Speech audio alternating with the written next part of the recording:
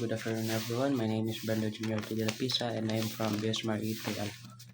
So the question is, regarding moral matters, relativism and absolutism are well-known adversaries.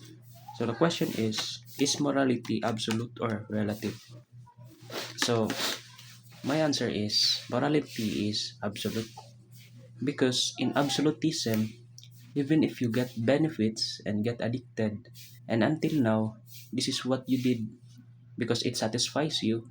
If it is said that you are wrong, then you are wrong. For example, when you rob or steal a lot of money from someone, it makes you a millionaire. Does it satisfies you? Does it feels good to spend this money even if it is not yours? Of course, yes. But even if this satisfies you, but it is very wrong. Because in absolutism, right and wrong are not determined by your actions. They are determined by your reaction.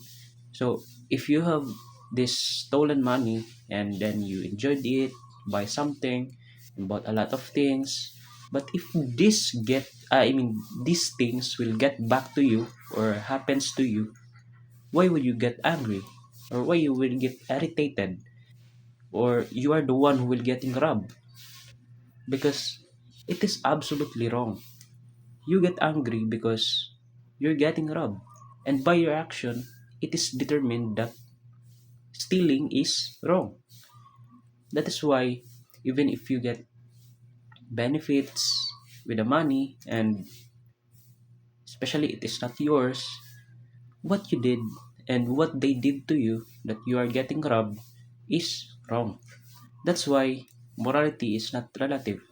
It is absolute where right and wrong are not determined by your actions.